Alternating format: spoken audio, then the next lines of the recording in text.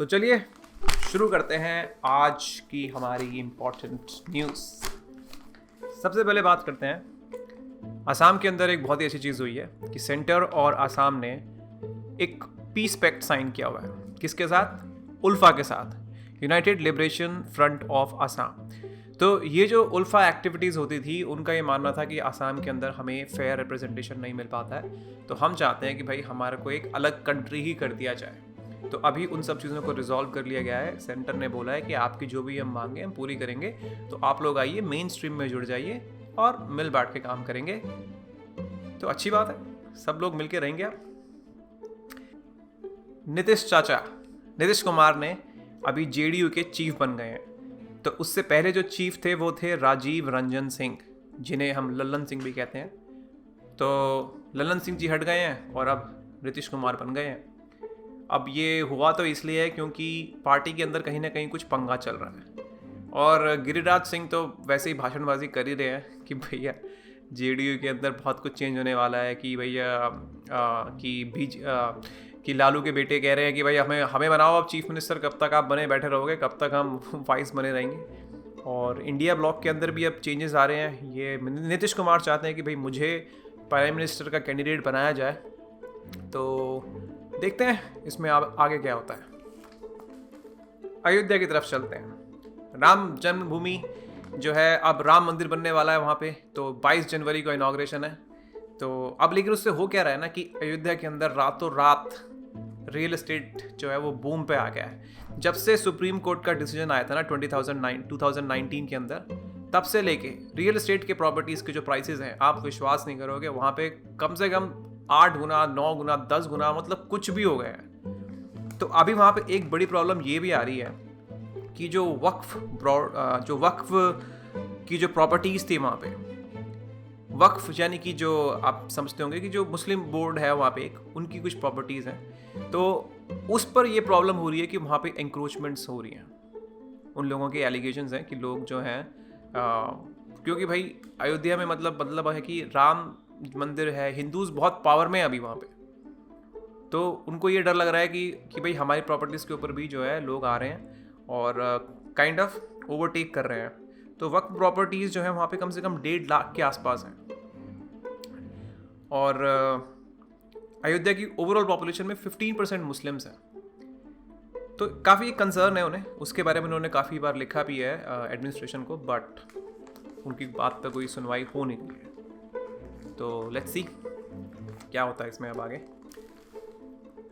Ram temple का जो inauguration होने वाला है 22 जनवरी को, उसके लिए काफ़ी लीडर्स को इनवाइट किया गया है। तो उसके अंदर अपोजिशन में से मिस सोनिया गांधी को बुलाया गया है, कांग्रेस प्रेसिडेंट, और लीडर ऑफ अपोजिशन जो है राज्यसभा के अंदर मल्लिकार्जुन खड़गे, और लोकसभा में जो अपोजिशन लीडर है अधीर रंजन चौधरी, इन तीनों को इनवाइट किया गया है।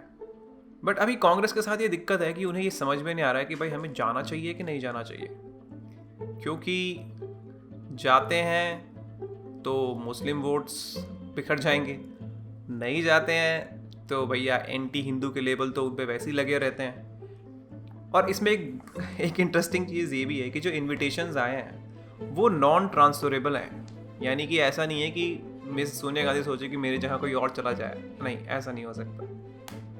अब इसमें प्रॉब्लम ये हो रही है कि कांग्रेस के जैसे जो पार्टीज जो एलीज हैं, जैसे कि केरला में उनके साथ जो इंडियन यूनियन मुस्लिम लीग है, वो तो बिल्कुल इसको अपोज कर रहे हैं। वो कहते हैं कि नहीं जाओ। और इंडिया के अंदर भी जो उनके जो अलायंसेस बने हुए हैं इंडिया ब्लॉक के अंदर, उसमें भी लोग डिवाइडेड हैं, ओपिनियंस डिवाइडेड हैं।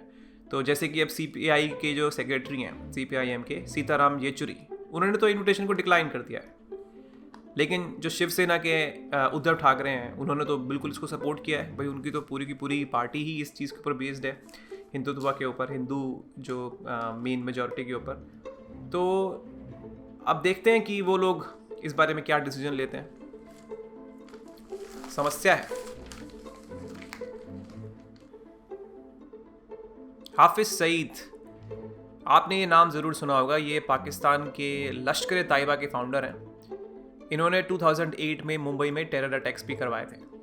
तो इंडिया ने अभी एक फ्रेश रिक्वेस्ट डाली है पाकिस्तान को कि भाई ये एक इंटरनेशनली वांटेड टेररिस्ट हैं और हम चाहते हैं कि आप इसे इंडिया में भेज दीजिए, इनके ऊपर बहुत सारे मुकदमे चल रहे हैं यहाँ पे जिनके ऊपर हम उनकी सुनवाई करवाना चाहते हैं। और ऐसा अभी क्यों हुआ है? क्योंकि उनका जो लड़का है, हाफिज सईद का जो लड़का है, वो बताओ पाकिस्तान के अंदर इलेक्शन लड़ रहा है। सईद का जो सन है तलहा सईद, वो पाकिस्तान में इलेक्शंस लड़ रहा है। मतलब ऐसी जो पार्टीज जो दूसरे देशों में टेररिस्ट काम कर रही हैं, वो पाकिस्तान के अंदर चुनाव लड़ रही हैं। मतलब क्या यार, पाकिस्तान भाई क्या होगा पाकिस्तान में? ऐसे तो देश जो है वो अफगानिस्तान बना दोगे तुम इसको एक दूसरा। इसरो एक सैटेलाइट लॉन्च करने वाला है जिसके अंदर XPOSAT एक्सपोसेट को लॉन्च करने वाला है। ये 1 जनवरी को ये लॉन्च हो जाएगा। तो ये जो है ये पहला डेडिकेटेड साइंटिफिक सैटेलाइट है इसरो के द्वारा, जो कि जिसका पर्पस होगा कि to carry out research in space-based polarization measurements on X-ray emissions from celestial sources। यानी कि बाहर जो celestial bodies होती हैं उनसे जो X-ray emissions आती हैं उसको वो स्टडी करेगा स्पेस के अंदर। आइए बात करते हैं अर्जेंटीना के नए प्रेसिडेंट जेवियर मिली के बारे में। उन्होंने ब्रिक्स की मेंबरशिप को रिजेक्ट कर दिया जाएगा। जी हाँ, ब्रिक्स मेंबरशिप जिसमें ब्राज़ील, रशिया, इंडिया, चाइना और साउथ अफ्रीका थे। और अभी ये प्रपोजल आया था कि न्यू ईयर से 1 जनवरी 2024 से कुछ और कंट्रीज़ को भी इसमें ऐड किया जाएगा, जैसे कि Argentina, Ethiopia, Iran, Saudi Arabia, Egypt और यूनाइटेड अरब एमिरेट्स। तो इसमें लोग ब्रिक्स जो है वो चाहता था कि कहीं ना कहीं लोग जो हैं वो वेस्टर्न इन्फ्लुएंसेस से हट के, जैसे होता ना कि मतलब यूएस का पलड़ा थोड़ा कमज़ोर करना चाह रहे थे वो, और चाह रहे थे कि थोड़ा इसकी तरफ आए लोग, रशिया, चाइना, इंडिया की तरफ। बट अर्जेंटीना में जो बंदा अभी इलेक्ट हुआ है वो जो है वो तो प्रॉपर मतलब एंटी कम्युनिस्ट है। उन्होंने तो साफ बोला है, उनका तो इलेक्शन कैंपेन में ही था कि भाई हम जो है ब्रिक्स वगैरह जैसी मेंबरशिप्स हैं उसमें हम नहीं जाने वाले, चाहे हमारी प्रीवियस गवर्नमेंट्स ने ये बोला होगा, बट हम ये डिसीजंस नहीं लेंगे। तो उन्होंने साफ मना कर दिया, डिक्लाइन कर दिया है कि हम नहीं आने वाले। उनका तो ओपनली कहना है कि भैया हमारी जो जियो पॉलिटिकल अलाइनमेंट है वो यूनाइटेड स्टेट्स और इजराइल के साथ है, तो हम कम्युनिस्ट के साथ एली नहीं करेंगे।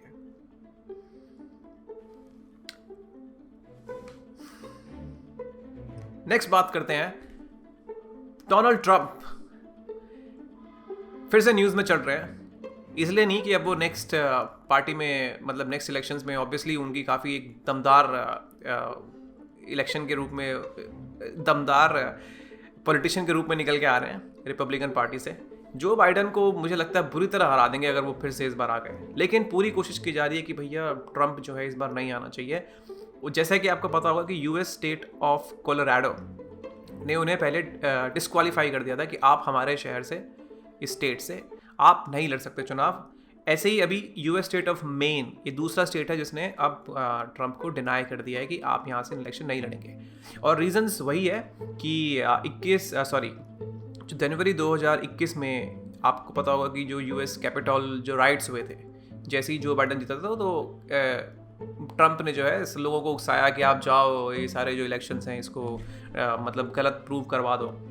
तो ये जो डिसीजंस हुए हैं, इन सब के अंदर जो डिसीजंस लिया गया है वो लिया गया है यूएस कॉन्स्टिट्यूशंस 14th अमेंडमेंट।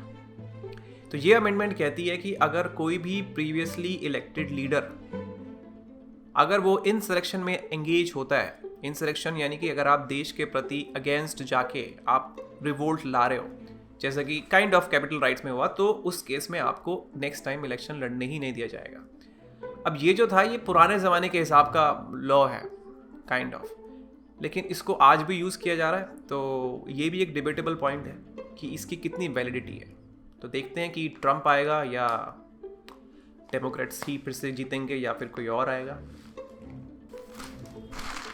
तो आज के लिए बस इतना ही,